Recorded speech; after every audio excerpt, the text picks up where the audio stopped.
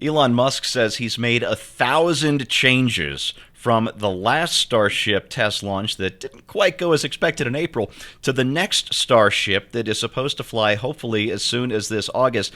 And two of those little changes are kind of a very big deal. Hey, everybody, I'm Steve Green with Bill Whittle and Scott Ott, and this is Right Angle, in which we once again go on a total nerd fest about space stuff, because that's what we do. Here is the money quote from one of those Twitter spaces, I guess, that Musk did over the weekend.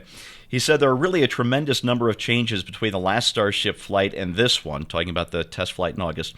Well over 1,000, he said. So I think the probability of this next flight working, getting to orbit, is much higher than the last one. Maybe it's like 60%. It depends on how well we do at stage separation. Now, I'm going to get to the stage separation in just a moment because that part's really cool. But before we get to that, I have to talk about the giant shower head. I'm not kidding.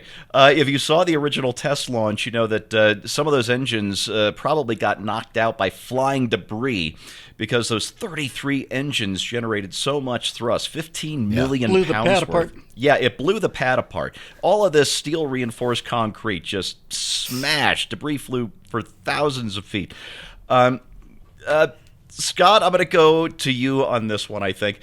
So they're rebuilding a newer, tougher, stronger launch pad that isn't just made out of even more reinforced concrete, but it's also got steel plates, and it has shower head type vents that water is going to spray up out of to keep things cool. Now, it turns out they already do something like this on a smaller scale for the Falcon 9, but it's not to keep the launch pad cool, it's to reduce the acoustics. Sound. Yeah, so it's not so damaging to hearing and wildlife and all that stuff.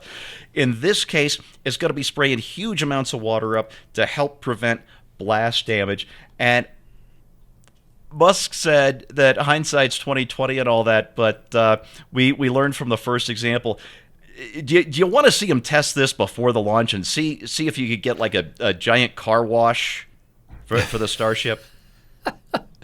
You know, there's just something endearing about asking somebody, hey, how did your rocket launch go? We blew the pad apart.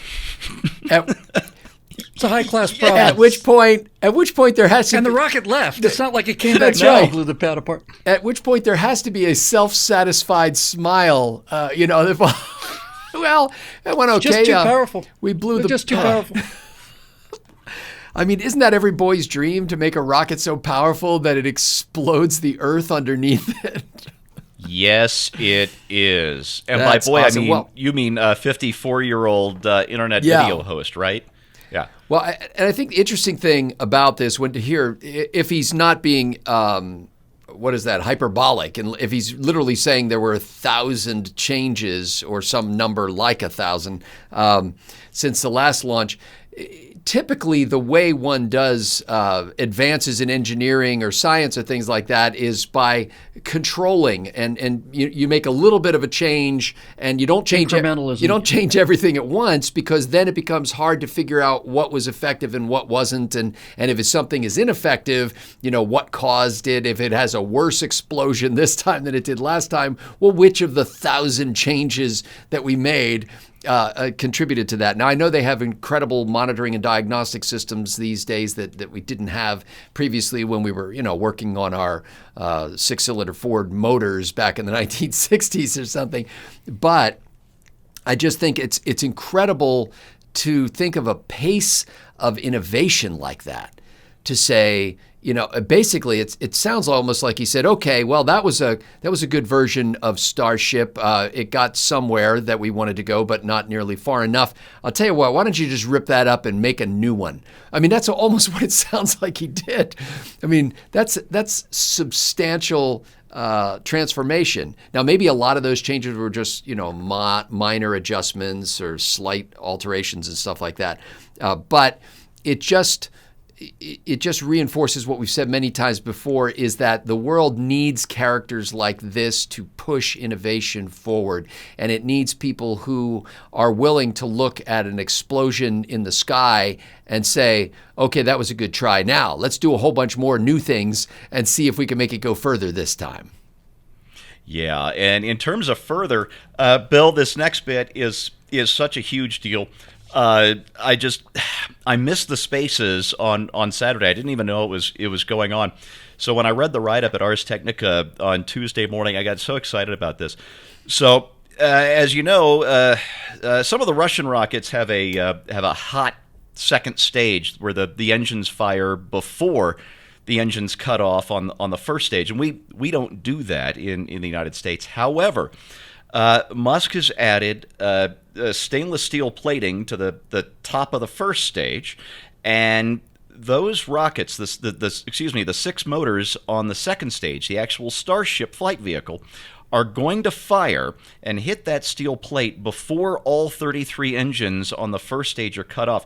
And the reason for that is if you cut off all the engines, you'll lose some thrust, you'll lose some velocity, and so that second stage doesn't have quite as much oomph to get into orbit.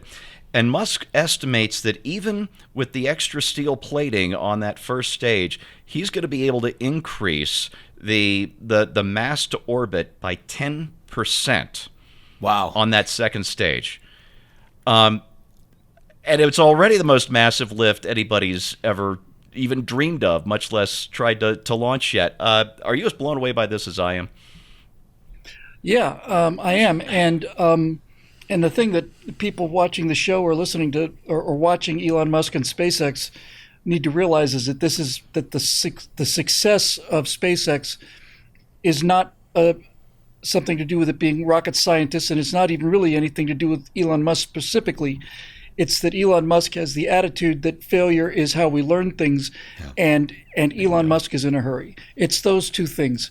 He doesn't have time to waste, and secondly, he understands that a failed launch will teach you more than a successful launch. That may seem paradoxical, but it's absolutely true. If you have deadly bugs in a system and the system flies okay, but the bugs are still there, then they're just sitting there waiting to bite you at some point or another. The more things explode, the faster you find out what causes them to explode, and the quicker you can remedy these problems. I'm amazed that he's made 1,000 changes to the Starship, and I am astonished that he did it in a couple of months. Yeah. Let's not forget that the government Senate launch system that flew what's it? Artemis? Yeah. That was considered a successful launch.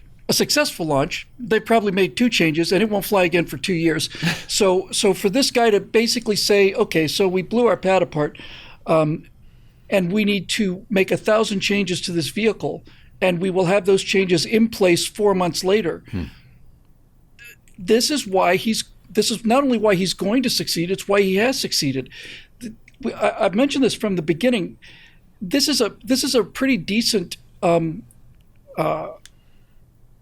analogy of the difference between American culture and Soviet culture in a nutshell, because we would do all of our launches live, and the Soviets would do all of their launches on pre-recorded. The public was nowhere near them. If the launch was successful, they'd release the footage, and if it wasn't, they wouldn't. But the most amazing thing about SpaceX is not the technology. The most amazing thing about SpaceX is the video that they put on YouTube on how to crash a rocket.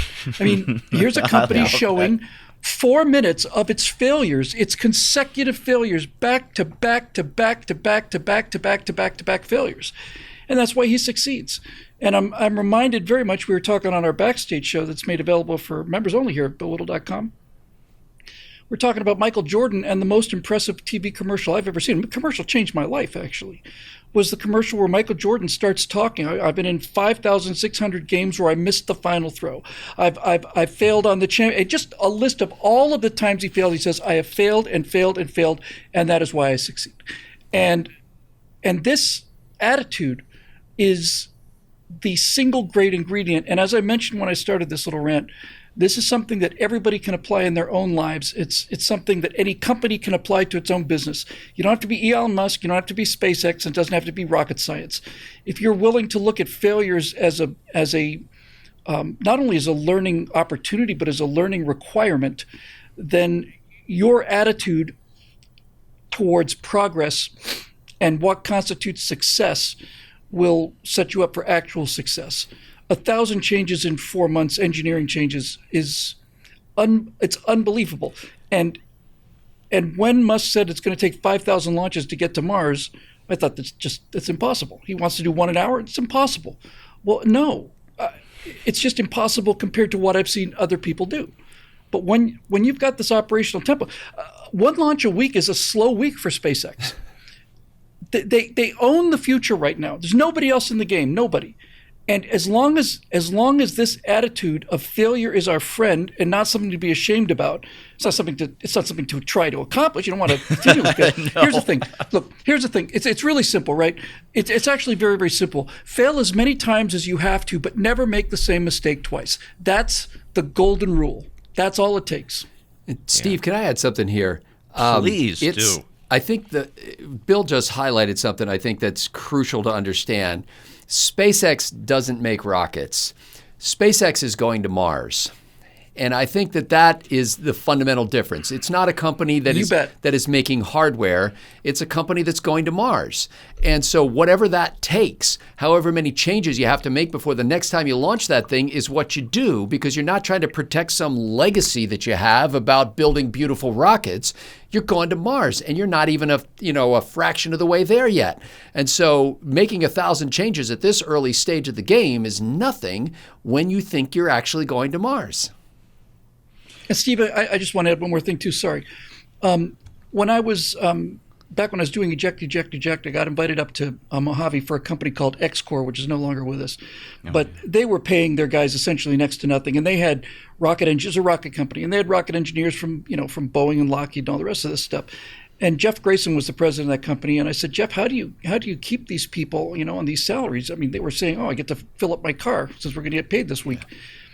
And Jeff said, because Jeff understands engineers, he said, the reason we've got these great people is because we will test a rocket chamber design in the morning, we'll get the data in the afternoon, and we'll start rebuilding the next one that evening.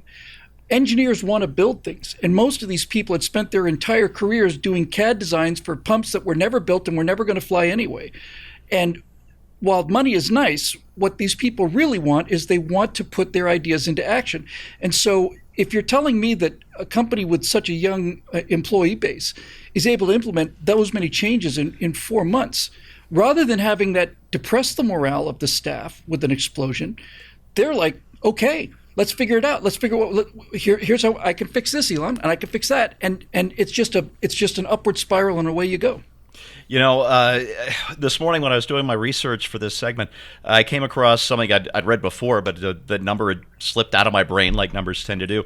That the Falcon first stage, the Starship first stage produces 15 million pounds of thrust. Just incredible. And that made me wonder, hey, I wonder what Saturn V did. So I pull up the Wikipedia page on that, and it wasn't in the handy little statistics on the right-hand side with most of the other stuff, so I start scanning through. But the figure that did catch my eye on that right-hand column on the Wikipedia page was the cost per launch for a Saturn V rocket to the moon. And in inflation-adjusted dollars, in today's dollars, it's about $1.23 billion for a Saturn V launch. Now, the SLS, which is basically the modernized Saturn V that's supposed to get us to the moon, with help from Starship, is over $4 billion for launch. And this is the result of being afraid to fail, where you've got essentially the same thing 50 years later at 4 times the price. Give me those big booms in the sky, Elon, right up until you don't. And we'll be here watching them. That's your right angle on that, brought to you by the very nerdy, very ecstatic members of BillWhittle.com. Thanks for watching, and we'll see you next time.